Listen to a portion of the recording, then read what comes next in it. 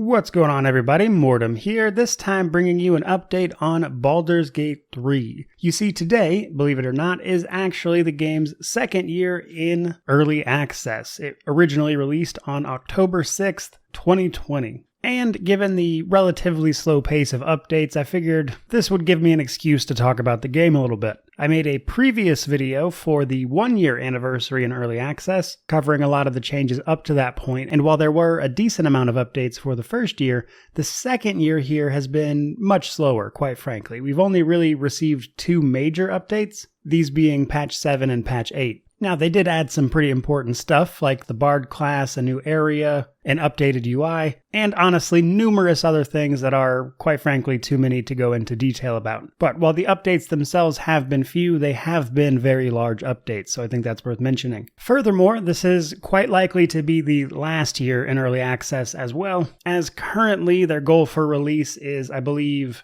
the first half of next year. But even if that gets delayed, I would expect it next year, basically. And outside of that just being the information that they've given us, the game itself is starting to look very polished and ready for release. Really, the only thing we're lacking right now are 2 of the player handbook classes as well as a couple of the races. And realistically, I would expect to see those potentially in a patch before the actual release, so they have a little time in testing. But beyond that, what is available in early access is very polished and coming together quite well. Nonetheless, though, it has been quite a long time, and I'm personally very curious to see how the 1.0 launch of this game turns out, because it's been in early access for so long, a lot of people have just kind of moved on and forgotten about it, or just kind of put it to the side since they're waiting. But because of this, it's not exactly fresh news, so I'm just very curious to see how the launch is going to go, as the early access launch went very, very well, which I imagine is in large part what has afforded them so much time to polish the game with. Personally, I'm in the take as long as you need camp, because Baldur's Gate is a huge series that you really don't want to mess up. It's a very important IP.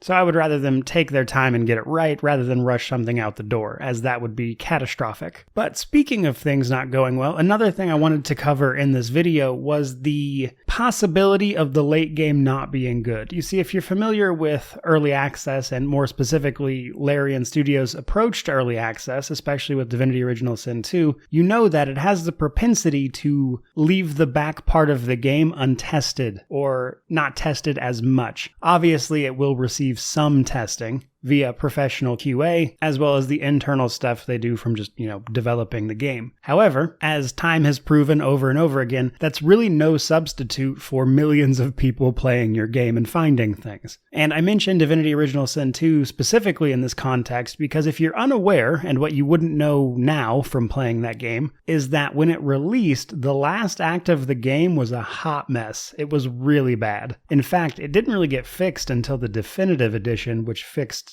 most of the problems. And when it comes to BG3, I would say that's probably my biggest concern for the game. Honestly, I think it's going to sell well. And just given all of the updates we've seen and the things they've added, it's very clearly going to be a very good game. But again, the primary concern I have for it is what the content that is not being tested in early access actually looks like when it comes to release day. And while I have a pretty high tolerance for bugs and problems like that simply because I play games for a living at this point, that really doesn't change the fact that having waited so long for this game only to get to the end of it, if you will, to have a bad experience, I imagine wouldn't go over well for a lot of people. Now, in Divinity Original Sin 2's case, the game was so good that nobody really talked about it, because A, a lot of people didn't make it to the end anyway, because it was a pretty long game, and the first parts of it were so polished that nobody really cared about the back half. So I'm hoping with the much, much larger budget they've been afforded, the back half gets properly tested with as many people as they can possibly test it with, because they clearly aren't going to be doing it the early access route, which I get. At the end of the day, you kind of want to leave some things as a surprise for the community. You don't want to necessarily spoil the entire game before it's even released, but